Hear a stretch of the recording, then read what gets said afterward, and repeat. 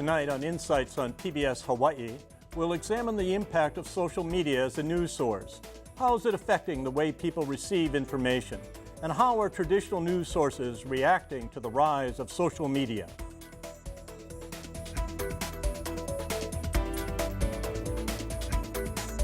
Aloha and welcome to Insights on PBS Hawaii. I'm Dan Boylan. The instantaneous and mobile nature of social media have made them popular sites for breaking news. Immediately following the devastating 2011 earthquake in Japan, social media networking sites such as Twitter and Facebook helped locate loved ones and assist relief efforts. In the earthquake's aftermath, instantaneous alerts via social media helped prepare Hawaii residents for the potential tsunami. According to a recent Pew Research study, a quarter of the American public received news of the Boston Marathon bombing from social media. For 18 to 29-year-olds, it was 56%. How is social media affecting the way we receive information? How is it impacting the news industry and traditional journalism? Can we trust its accuracy? And can traditional news and social media coexist in our get it faster lifestyles? You can join our conversations by making the traditional phone call if you wish, or emailing or tweeting your questions and comments. The contact information you now see on your screen will be repeated throughout the program. Insights is also streaming live on your computer and will be posted on our website after the broadcast. The live stream is closed captioned, just like our broadcast. Now to our panel. Mark Platt is the news director of Hawaii News Now and oversees news operations of 3 television stations, KGMB, KHNL, and K5. Mark was previously a senior vice president and the editor at the Honolulu Advertiser. He's worked as a reporter and editor literally from coast to coast, from the Miami Herald to the Los Angeles Times. Nick Gruby is a reporter at Honolulu Civil Beat, an online investigative news site. He spent most of his career working at newspapers in Wisconsin, California, and Oregon. Nick has covered everything from cement canoe races, I'd like to see one of those, and school board meetings, to prison riots and drug cartels. He now covers the city and county of Honolulu for Civil Beat. Ryan Ozawa has immersed himself in new technologies since the days before the web, promoting how they can bring people together. He's an avid blogger, podcaster, and poster of videos online, and he co-hosts Bytemarks Cafe, a weekly science, tech, news, and interview show on Hawaii Public Radio. Melissa Chang has more than 20 years' experience in marketing and public relations. She is currently a consultant specializing in integrating social media with traditional to maximize her clients' marketing efforts. She was also named one of the top 20 social media geeks in Honolulu by Bytemarks and Honolulu's best Twitter by Honolulu Weekly. Some have argued that we had an Arab Spring in large part because of social media. It's become enormously important, but some have argued that it really wasn't all that important. Where do you go with that, Ryan? What's your reading in regard to the Arab Spring? Well, I think that those tools were certainly key, and I think it's because of its accessibility to everybody. And that's why I think whether or not, from a broader sociological examination of how that movement happened, if it was based there or fomented there, I think that that's why it was key, because people felt that they were part of that movement and part of what was making things change because it was accessible to them. They did not have access to the television stations or to the newspapers, but because they were able to connect, because they were able to organize and basically get around the filters that are traditionally in place, I think that I don't think it's overstated that these tools, social media, played a significant role in at least the broader public's ability to enact change. Mark, what's your reading on it? You've gone from print to television, and now television stations have to deal with social media as well. Do you think it was that important, or do you think it's good that it was that important? No, I think it's good, and I think we get a lot of our information from a lot of different sources, and I think that's a good thing. And I think there are a lot of people out there who are reporting and getting us information, and I think that is also a good thing. At Hawaii News Now, we have to be where the people are, and people are on social media, and people are on Facebook. And I have an interesting stat for you that the Facebook page of Hawaii News Now just a year ago had 43,000 likes, and now we're up to 114,000 in 1 year. And the talking about us statistic, which is the real engagement, the sharing, the talking, being interactive with Hawaii News Now, went from 6,400 people to 76,000 people. So that's over 1 year. You're talking about 160% growth just from our station alone.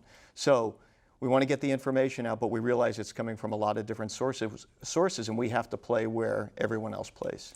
Melissa, where does that leave you when it comes to the social media and then trying to tell people how to market? I mean, if the social media is becoming that big, that has implications for the traditional media, certainly for the newspapers, certainly for one of which we lost in Honolulu, certainly for the television stations as well. Well, it's actually good for marketing because it's very immediate. You can, we always say you can fail cheaply. You can test things on a wide market and see, if this product's going to work, if this product excites people. You can push out your press releases to the media really quickly as things happen. Well, I mean, you can have a sale on social media, right? Exactly. That's hard for me to deal with, but I guess you can. Just like calling all people to show up at a certain point. The sale is suddenly there's a, and there are advertisers who in fact do that. Yes, some of my clients are ProRidge Center and Waikiki Beach Walk, so they're big malls with individual merchants, and we talk about the different things that are being offered. One of the stores has a little happy hour once a week, and it's a different time. So we say, okay, happy hour now from 3 to 6 p.m. All shoes are 50% off. Sounds good. Is that the only thing that's 50% off? Oh. It's not this kind of happy hour. No. Nick, Civil Beat, there's a tie between a television station and the social media, but Civil Beat is all online, right? I'm a subscriber. I'm a subscriber. Right. Good to hear. I'm a subscriber. But the fact is that I'm not sure how many are. I mean, what is the subscription list for Civil Beat? It's 3 years old now, 4 years old? As far as how many subscribers Yes. do we have? Well, we don't release that information, and I don't think that they would really trust me with too much of it either. So you don't, you know how much there is, and right now I believe you are supported primarily because of a benefactor, right? Well, I mean, we do get money from subscriptions, and Pierre was the person who founded us. But you can ask anybody at Civil Beat. We just don't release any of our subscription data. Yeah. Now, how does you don't like that in the traditional media? No, I mean, I asked John Temple the same question. When we were there 3 years ago, or whatever, I asked him the same thing. He wouldn't tell me. So we keep asking. I think Civil Beat is, and I think other, online sites, I think are really intriguing, and they've gained a lot of traction, and you take them seriously. And these guys are doing serious reporting, serious investigative reporting. And we look at it, and we admire a lot of what they do. And sometimes we'll see things, and we'll put them on television. We'll write them up and follow that. So I think that's a good thing. So I think the more media outlets there are, the better it is for competition all the way around. Because as you say, we're down to one, daily newspaper, so we need the competition. But then there's another side to this that I worry about. If I'm not mistaken, the New York Times right now is still trying to chase, or still trying to apologize for tweets that misled them.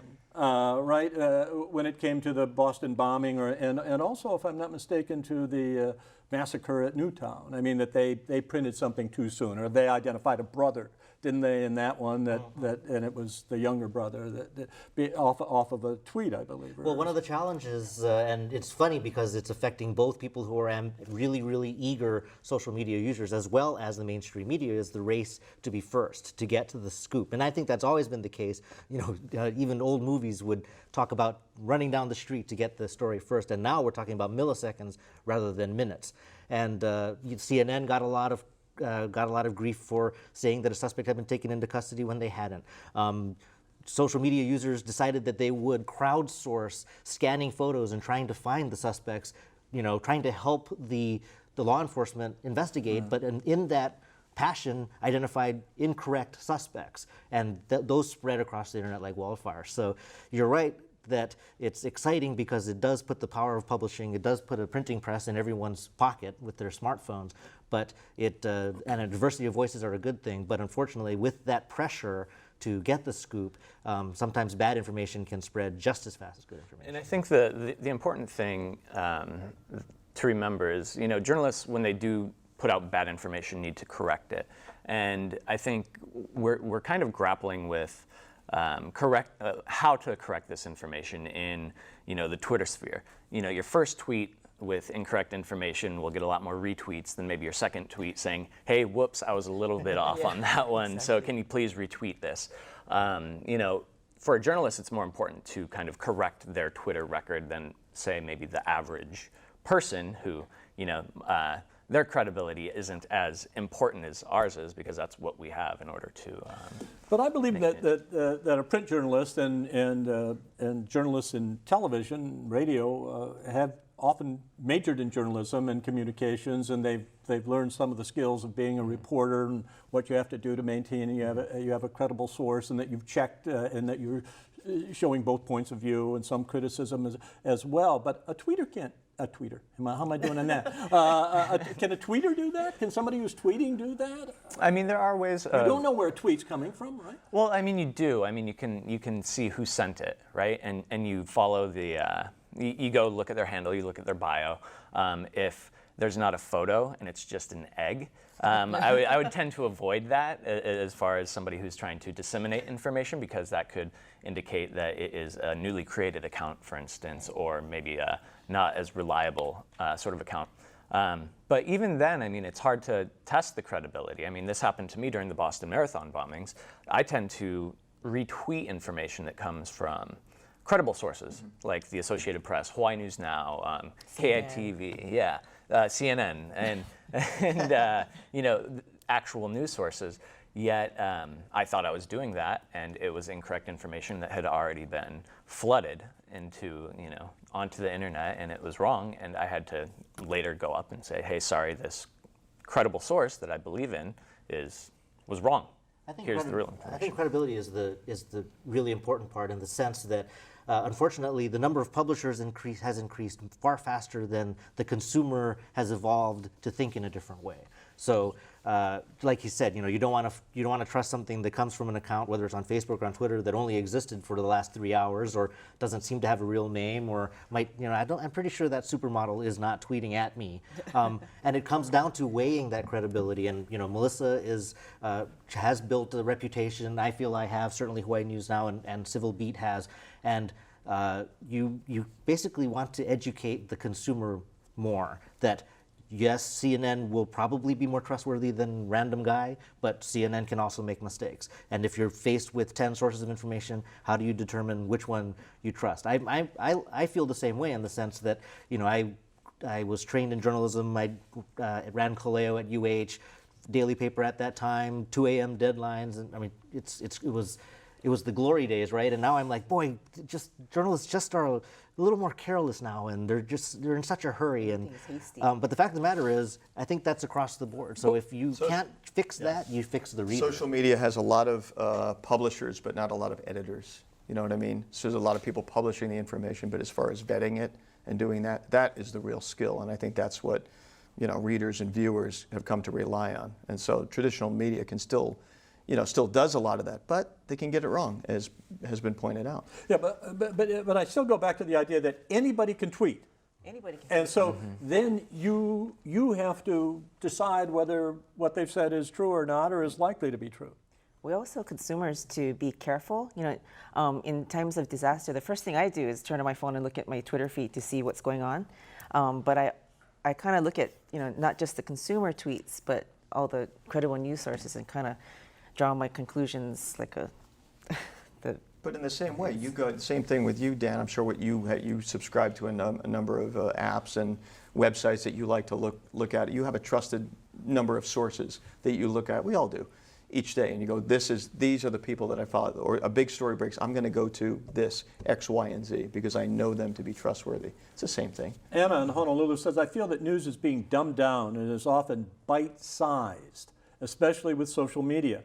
Is this the new reality? I mean, one of my sites is the New York Times, which I subscribe to and look at every morning, and I'll sometimes pass up Civil Beat every day, but Oh, not you for shouldn't long. do Not that. many Come days. on. Not many days.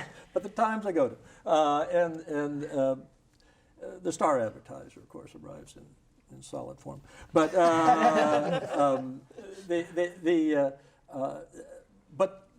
are journalists there, and they're working, and it's a longer form, and you're gonna pay more attention to it. You're gonna get more, aren't you? I mean, are we dumbing it down with social media? I don't know that we're dumbing it down, but I think there is a tremendous pressure to get things out very quickly. For instance, what we do with breaking news alerts and all the stations and everybody, even on weather things, that they were trying to get out as quickly as possible. I think there is a rush to get things out to be first. And, sometimes maybe that's what she's talking about in terms of bite size. I still think there's depth, though, in journalism. You see it every day. Yeah. Oh, good. I was just going to say, Civil Beat is, to me, a great example of that. That's true. I mean, the Star Bulletin is constrained by the amount of space that's left after they've sold the ads. Civil Beat can do a 13-part special on police privacy or police protection of investigations and stuff. And I think that because it's a digital native publication, they don't have those constraints. And I do think that dumbing down is a loaded phrase. For me, I like the smaller nuggets in the sense that I love the river of news. I like the torrent. I like the fire hose of everything. And I'm gonna pick 5 or 6 droplets as it rushes past that I like.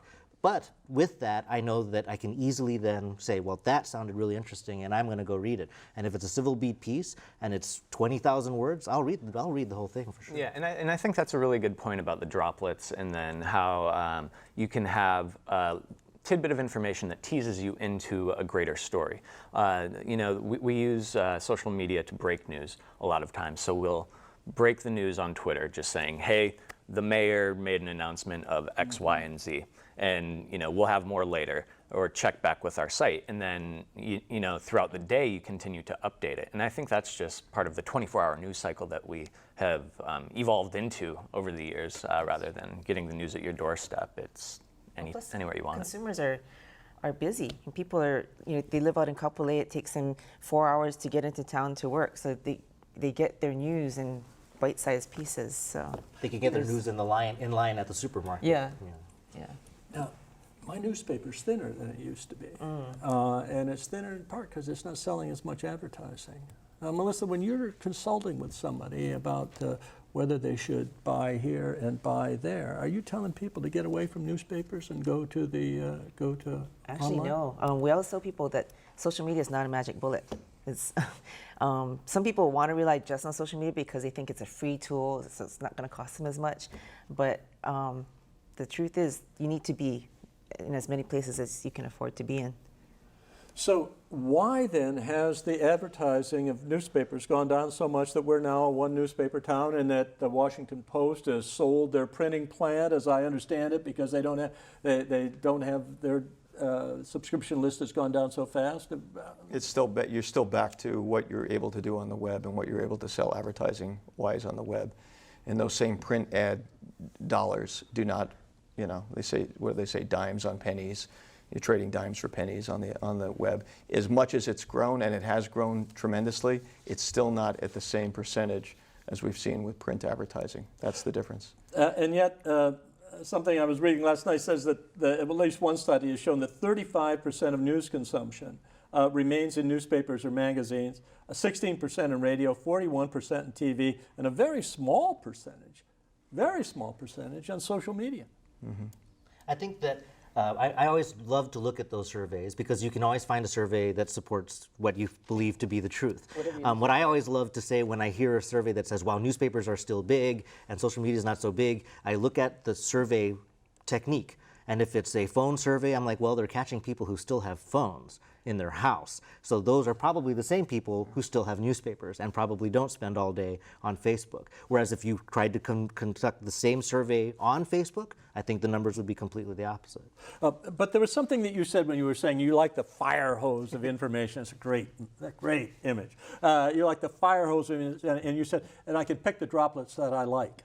Isn't that a problem, though, too, if you don't know the sources of that those tweets or the sources of that social media, that you're picking the droplets you like? And the objectivity that the journalism student is taught, it may not necessarily be in that person who's tweeting. Well, you know, I was raised in that traditional view of the objective journalist, but I also now am coming to the point of view a lot of people have that might be a myth that is hard to sustain, and that sometimes a source that has a point of view and is clear about it is more trustworthy because you know where they're coming from than someone who might be pretending not to have an opinion. But what actually I thought you might be describing is another issue called the filter bubble, which I definitely am concerned about. The filter bubble is I'm going to follow the news sources that reinforce my point of view. If I do believe or don't believe in climate change, I do believe or don't believe in gay marriage or gun control, I am going to create a feed. I can create my own source water hose of all things I agree with. And that can be dangerous because then you are further reinforced whether or not it's true that these beliefs are true, and you close yourself off to other points of view. And one thing that I think has always been a strength of a newspaper or a television station is that because they are attempting to address a wide audience, they will have different voices mixed in there. Any thoughts on this? Yeah, definitely. I mean, I think one of the things, and I think it's about the internet age in general and news consumption in the age of the internet, is that you can, of course, find the news that you care about, and you can find the commentary that reinforces your own beliefs, or, you know, if you want to get your blood boiling, go find something that doesn't, and then argue with them in the comment section.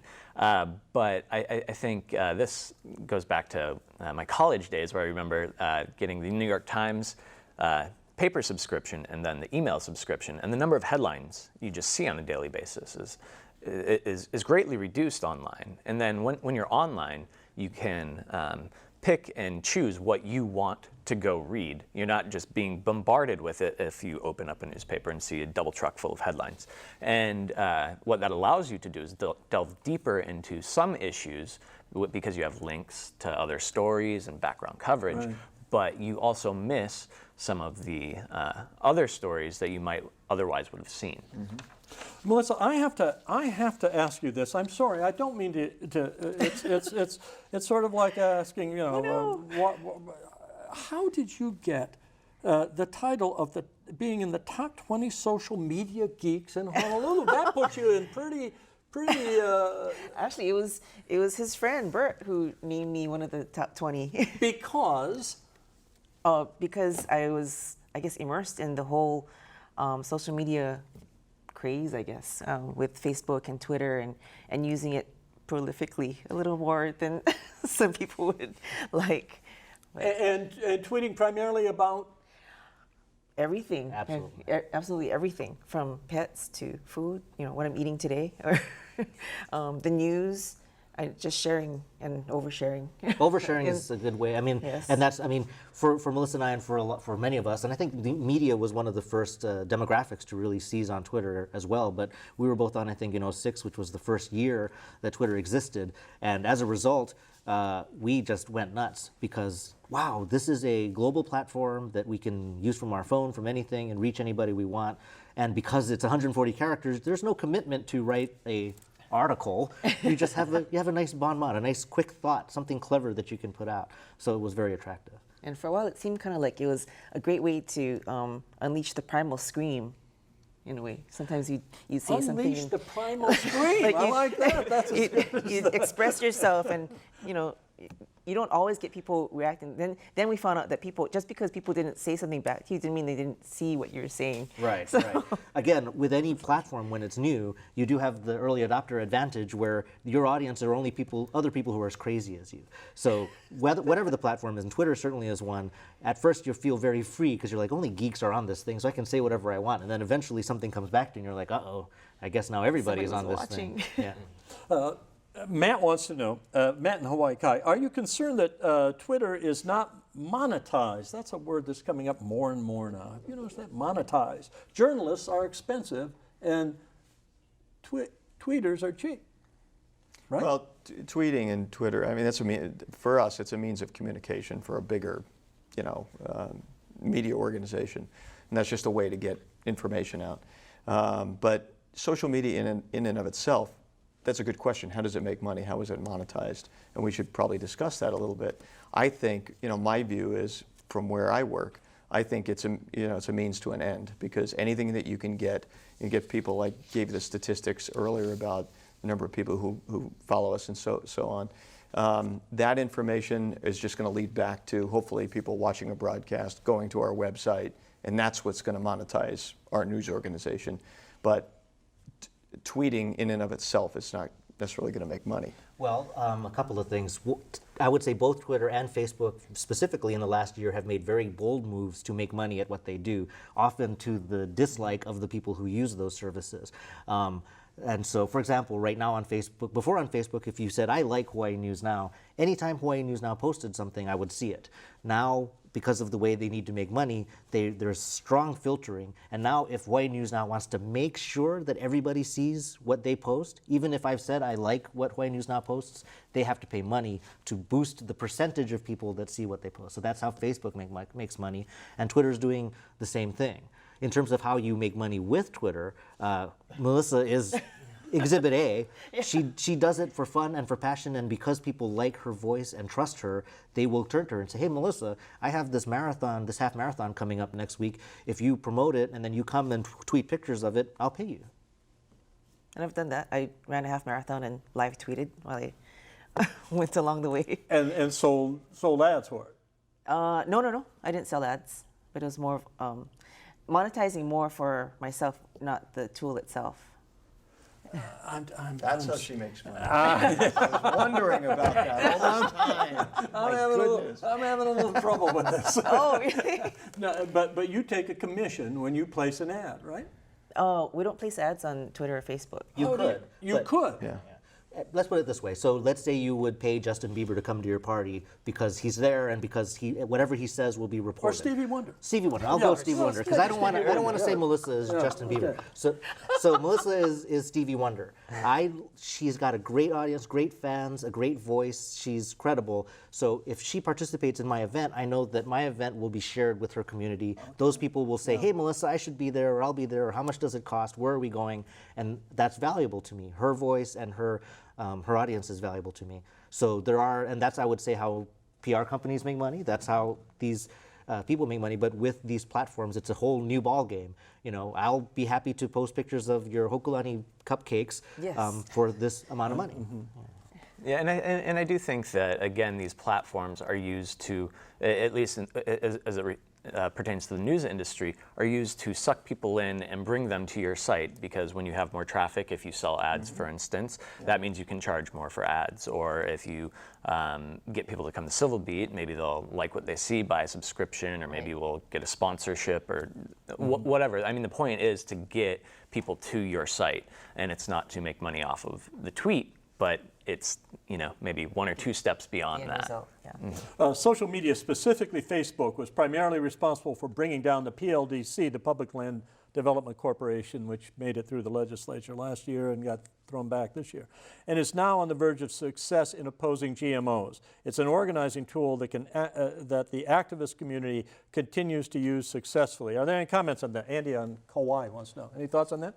On that particular issue? Yeah. Well, I think that's a good example of how people can use Facebook, and they can build you're building community, you're building a position on something, and again, the mainstream media is going to look at that if there's enough groundswell, and they're going to be reading all those posts. And we get a lot of story ideas through Facebook. Hey, somebody sent this in, or we were going through posts, and that's worth doing a story on. So absolutely, that can happen. That's not impossible. And I think it's great for organization as far as bringing people together. Social media, that's why social is in the first part of that two-word phrase, right? So that brings people together to organize. But from a journalist's perspective, when you see that there's a groundswell, doesn't necessarily mean that they're right, or that they are basing their arguments on facts. And I mean, you see that happen all the time. And so that's, again, where we have to be careful when it comes down to seeing that, oh, this Facebook page has 10 million likes, doesn't mean that they're right. Another thing that I would say is certainly it's an extremely useful and easy way to organize or foment support for something. But I And as much as I love these tools, I would still be skeptical on a number of levels, because sure, you could say if you don't like GMOs, or if you think the Hale Kulani should apologize to a Hawaiian musician, like this picture, and you'll get 10,000 likes, but that's because that's easy. You know, what I think that what was critical for any of these online campaigns to be successful in an actual legislature was that it was translated into action, that people then got in their cars or got on their bikes and went to the Capitol and showed their faces. As great as it is to say, I want to fight this fight online by clicking this little thumbs up, that's not doing anything. It has to somehow become It's an actual organizing action. tool. Yeah. That's what it's. What it, The organizing tool is only as good as the people behind it, though. So if you're disorganized, even if you're actually right, you might never get the Facebook campaign off the ground. Do you think that news sites and stations prioritize their stories differently on social media? For example, posting entertainment stories instead of political or international news stories? well, you know, for television stations, it's a mix of news and entertainment. So kind of always been that way. But I will say that based on what we see, especially on our website and things that are more popular, they may get some more play in a newscast. But I don't know if it has a huge amount of influence. At the end of the day, we have to make the decisions on what goes on the air. I would say that is probably natural, because you know through trial and error and over time what generates a response.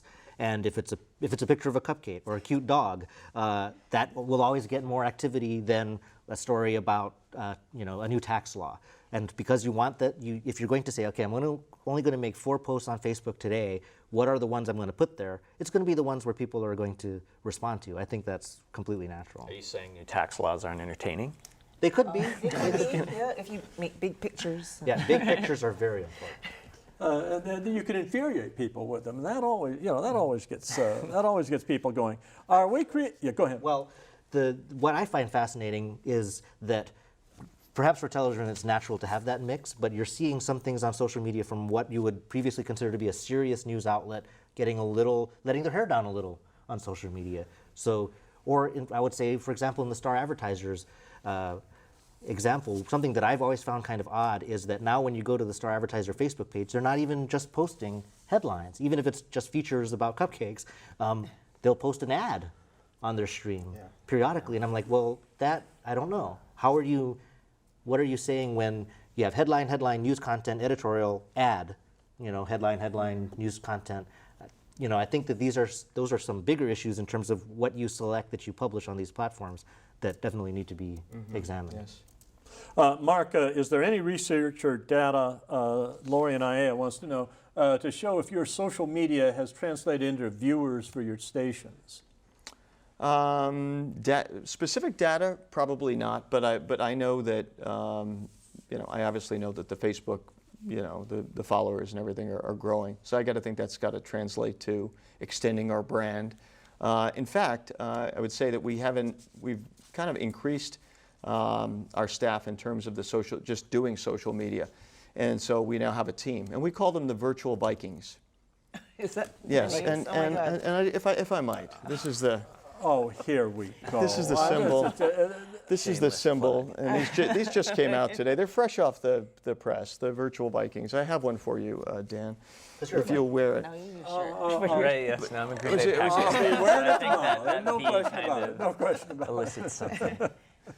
You know what I think is the fascinating trend is that through social media, and because it's about people and not brands as much, is that stations that do it successfully are capitalizing on the people at the station. I interact with Dan Cook. I interact with the people on the show, and that's what makes me interested in watching the newscast. I'm not friends with Hawaii News Now. I'm friends with the newscaster, the weather person, and because I find them interesting, that makes me more That's a interested. really good. That's actually really important. Is I think what social media has done is it allows journalists to become people. We're not just a byline on a piece of paper anymore. We're actually individuals with children, pets, hobbies, even outside of news, quirks. We make mistakes. We're human, and I think that's what social media has allowed us to do. At the same time, that is dangerous for journalists because we're supposed to remain objective. And when you can post anything to Facebook, then you can kind of slip into editorializing maybe about a topic that you're covering, which is a no-no for a journalist rather than an editorial writer, for instance. To Ryan's point, we do encourage the reporters and the anchors, who are personalities as well as journalists, to post. And you're right, the interaction that you'll get with somebody who's on TV is going to be a lot more than just the station. But in the regard of expressing their opinions, I think they're posting stories they're working on, which I think is a great thing, and here's what's coming up tonight. And of course, that's going to, hopefully, that will get people to watch those newscasts. Your Civil Beat just made a deal. They're getting married to Huffington Post. Yes, we're what's calling that? it a partnership. Well, I like marriage. Marriage is a good word for it. It's an old word, but it's a good word. So what's that going to mean? Well, what we hope it means is that we will be able to put more news out about Hawaii to a national audience through the new website, Huffington Post Hawaii, when that launches in the fall. And I think the other hope is that we will get more people interested in Hawaii's issues, whether or not they're a tourist or thinking about moving here or just curious about what the 50th state's up to. I think that, a lot of times what happens out here, unless it involves Steven Tyler running down the beach naked and people taking pictures of him, can kind of fly under the radar. But I think Hawaii, there's a lot of interesting, cool stuff that happens here as well. But Huffington Post definitely has a political slant to it and a political point of view, as does Civil Beat in some respects. It's definitely a liberal source of I would disagree on that, information. but- Well, but there's a great deal of commentary, right? I don't want to. If you disagree, it's Right, okay. The Huffington Post has that reputation, certainly on the mainland. Is that going to affect Civil Beat? I don't think so, because I think Civil Beat's going to remain its own independent body. We're still going to have our site. We're still going to do what we do, and that's, create an online civic square for people to come discuss the issues of the day that are happening in Hawaii.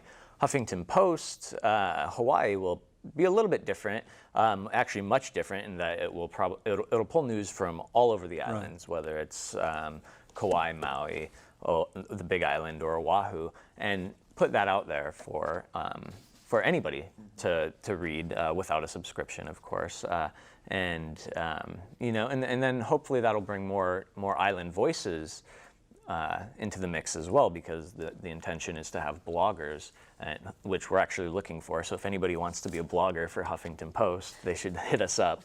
Patty Epler is the person to contact. She's the editor. So. Are we creating a generation who think they are getting an in-depth coverage of the news when they get their news on Twitter and Facebook? Lloyd and Waialae wants to know. I don't see many young people reading newspapers. I don't see many young people, certainly in my household, watching the evening news until they got older. Right. But they sure are doing this all the time. The minute they come out of class, they're doing this. No matter wherever they are, you see them doing this, even in the same room to each other. But what they're getting there is probably not the news, or if it is, it's in very small bites. Well, I think is that a good thing? I mean, it depends on how you define news. I think that young people and all people will find what is important to them. And I think that certainly what we see now, or what we would judge, is that younger people are consuming voraciously things that we feel is of less importance than what we would consider news. But on the other hand, I would say, like in my daughter's case, she lives on Tumblr, and most of the time that's just pictures of Benedict Cumberbatch and Doctor Who jokes. But periodically, there are movements, there are things that she becomes aware of. She became a gay marriage advocate and activist without any prodding from me, I promise. But because it became a thing with the people that she interacted with in the platform that she lived in, it became an issue. So I don't want to sell the youth short. I think that every generation thinks the next generation has no idea what's of value. But I think that my daughter has access to so much more information than I did. I have access to so much more information than my parents did, that the breadth of knowledge is just as valuable as the depth of it. I want to ask a question about the business model for all of this. I mean, can social media in fact pay for itself? Can it make a profit in the long run? And when Facebook went, if I'm not mistaken, when Facebook tried to sell on it didn't sell that well. Well, it was a disastrous IPO. It was a disastrous IPO, right? Can they, in fact, make it? And is it asking the guy who's buying the advertiser to go to too many places? Go to too many places. I don't know about. Well, people have short attention spans now, so they're going to be going to too many places as it is. I think one thing that you always hear is like, how can I keep up with this? You know, Yeah. I just got onto Facebook, and now what's this Twitter thing, and Google Plus, and LinkedIn, and Instagram, Foursquare, Instagram, Vine. Where am I supposed to be? Where should I Vine? invest in? Oh, Vine is like- that's a whole other conversation. Yeah. So I can see that, but I think that I think people are already now finding that there's value to it. Just as he said, it brings, if your business is eyeballs and readership, these tools bring you eyeballs and readership. If it's getting a message out, that's what they're there for. What I find fascinating is that the more successful Facebook becomes, with 600 million or billion whatever users on it, is that they now have the same concerns that a regular media outlet has: eyeballs, monetizing those eyeballs, and so I don't think that this isn't any danger of failing, for sure. What are some of the new trends, Kirsten in Hawaii Kai wants to know, what are some of the new trends when it comes to social media policy in the workplace? A lot of human resources departments and human resources companies are developing social media policies for companies. Now that's like taking up a lot of their time. They have to consult with attorneys. They have to figure out the right procedures depending on what the company is about. Yeah, but now people can be on Facebook, in our newsroom, and they're doing work, right? Or they could be checking out Facebook. I don't know. Right. But one of the things that I do is, and I've made a practice of this, I will check people when I'm prospective hires. I always check out their Facebook accounts. I want to see what's on there.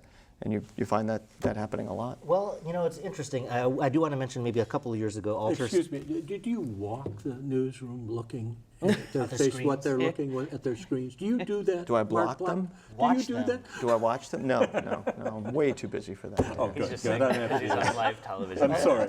There is a white paper out there done by a local staffing firm, Alters, that you can Google for, and they basically had like a handbook for HR for Hawaii for social media. But it is a hairy area. For example, what Mark just said that he does could also be a problem, and some people don't do that, because the issue being, sure, Melissa's coming to work, so I'm going to say, oh, let's Google Melissa and find all we can about her. But then I might find that I just don't like her taste in beer, or I might not like her writing style. But also on her Facebook profile, I find out her marital status, her sexual orientation, and when I don't hire Melissa, is that actionable? Say, well, wait, if you looked at my Facebook page, maybe you didn't hire me because I have kids or because I don't have kids. And so a lot of HR firms abstract out now the reviewing of these things because they can't know what they're not supposed to know. So it's definitely tricky. Self-censorship is definitely important in in this day and age.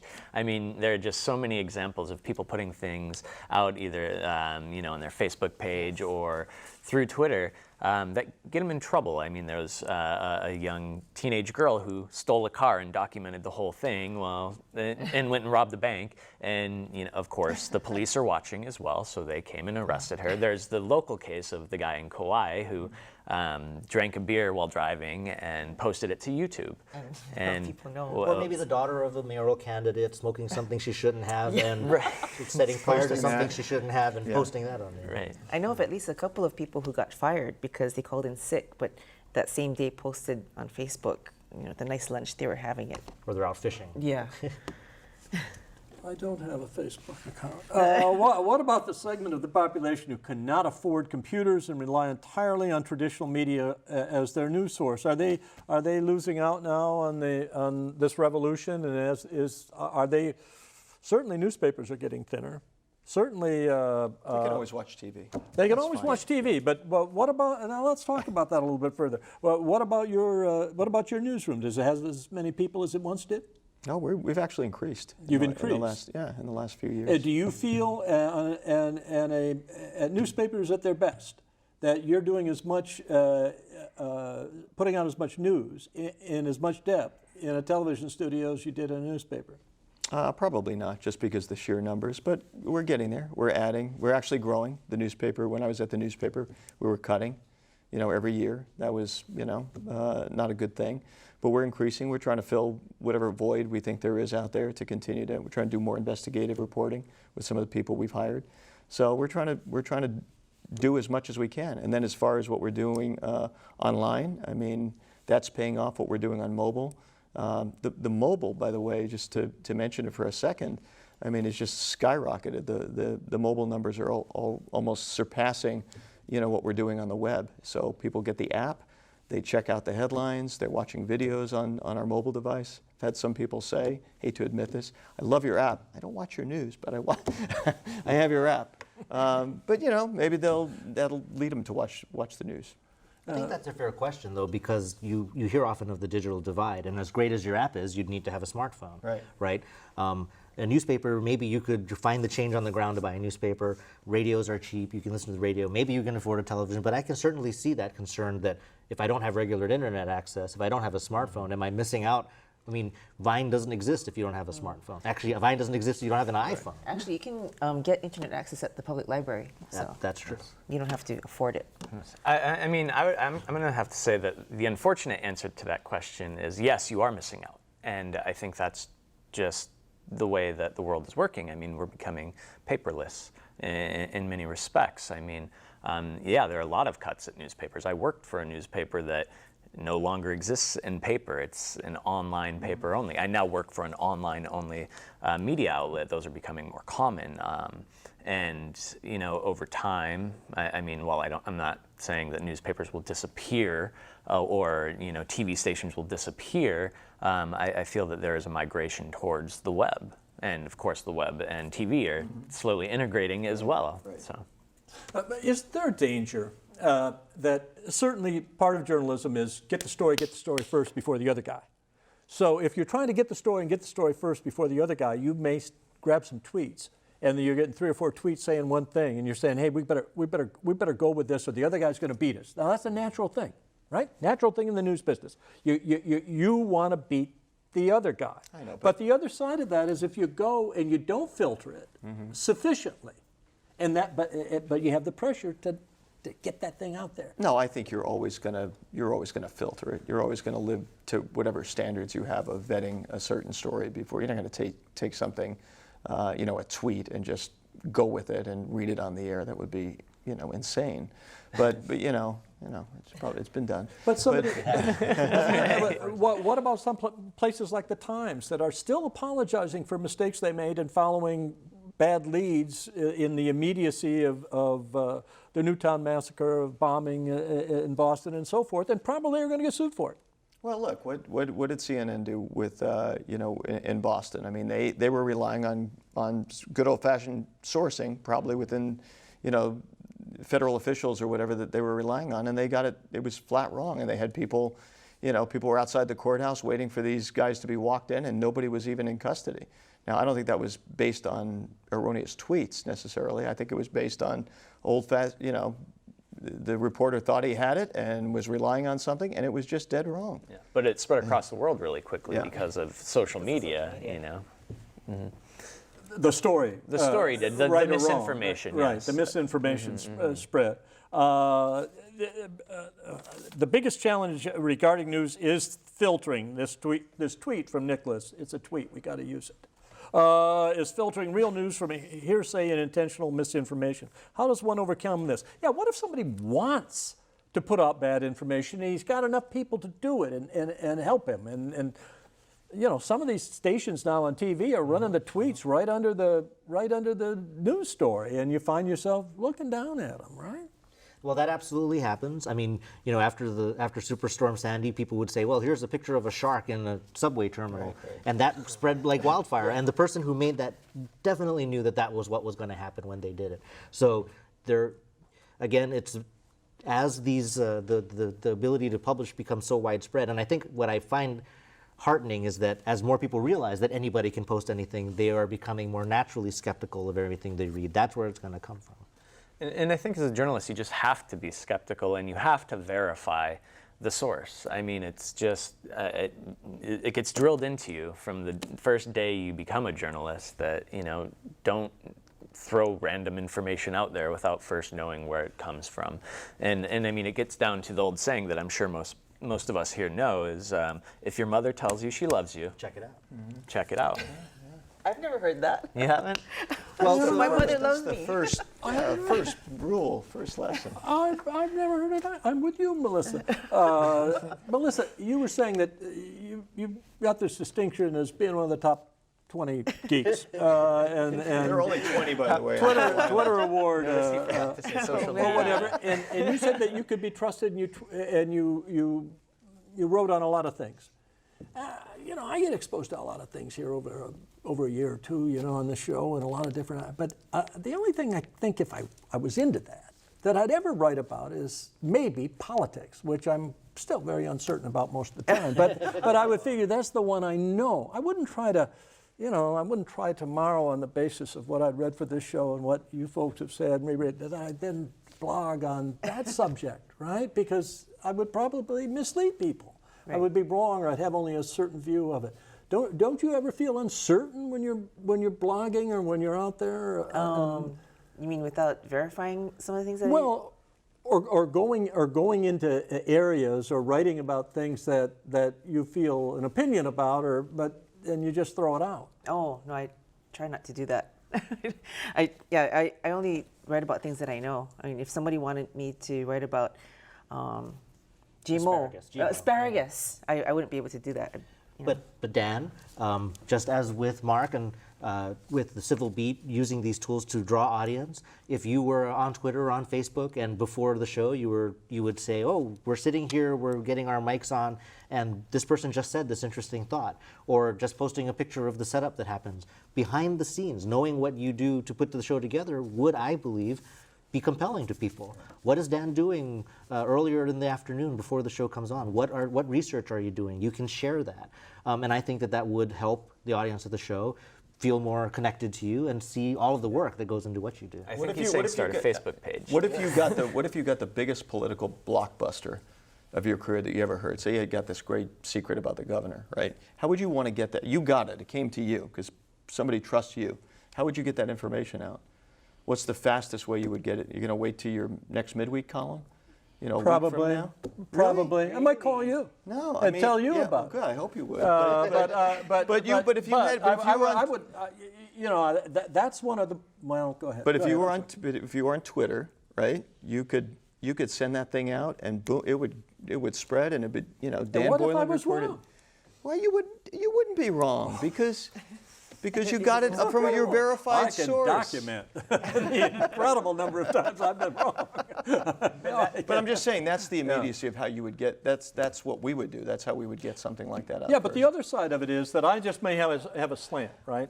A slant on somebody. I hate the guy. Well, listen, somebody else asked this better than I do. Wesley and Kahala. Traditional media generally had a balanced presentation, although with a slant. You're denying this. I believe earlier you said that traditional media tend to be slanted, or had a slant. Social media can be a blatantly opinionated point of view. Is social media contributing to the political bifurcation of our society? Whoa. Well, I think people. I would say, Nick? I would say absolutely. Yeah. I think because it gives everybody a platform and everybody a soapbox to say what they want. And of course, they can make a website. If you develop a website or a blog, you can make it look really official and very convincing. And you can find, as I think Ryan was saying earlier, any information to back up your belief system. And once you can do that, then you can get other people reading it, tweet it out to them maybe, and say, hey, check out my new blog that says the sky is green. And here's all the scientific data that I found to say that. And then that gets retweeted and blogged. And somebody on Reddit starts, the pimping for it. And then next thing you know, there's a controversy. Well, what is the heart of social media? It's a conversation. It's that it is no longer a one-way message. It is an exchange. What is an interesting exchange? Well, even news knows an interesting exchange is conflict. And I think that because we all have these tools, I think all of us sometimes were like, whoa, I got a little more excited about that than I thought I was. But it's the exchange itself that kind of feeds an interaction. And whether you use a sports metaphor or a battle metaphor, I think that it is true that because these tools are in more people's hands and because everybody likes a good fight, you see a lot more of that kind of interaction for sure. But I would say that I think that a purely objective media is almost impossible to actually exist. And I like the fact that when I follow, let's say, Wanda Adams or Erica Engel, and not only is she talking about local business, but she's talking about her favorite restaurants or what her kids are doing. I begin to know her as a person, and then when she covers a news story, it's colored in a good way by my understanding of who she is. And I think that I like that about news, that it's not a byline and I'm going to say that I'm going to trust that this guy is purely impartial. It'll be like, well, I know he likes tennis, and I know he drives a Honda, and actually I think I saw him at that rally in Kahala, so I'll read with a grain of salt what he says about this issue.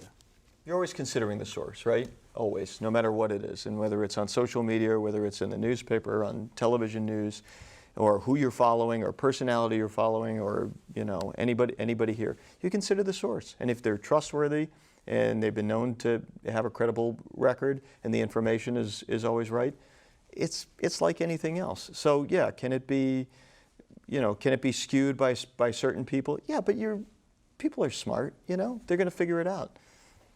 I hope. Social media is like networking on steroids, so you get to know people like really fast, and We got to go. pretty authentically. You get the last word, Melissa. I'm sorry, but that's it. Thank you all very much for being here, and I certainly learned something, and I'm going to go home and try to learn how to tweet. Insights will be taking the night off next week for special pledge programming, so get your checkbooks out. Join us again the following week as the search process for a new University of Hawaii president begins. We'll bring together student leaders and faculty to share their concerns about the recruitment of the university's top executive. What qualities should we look for when selecting a university president? That's next time on Insights on PBS Hawaii. I'm Dan Boylan. Ahui ho.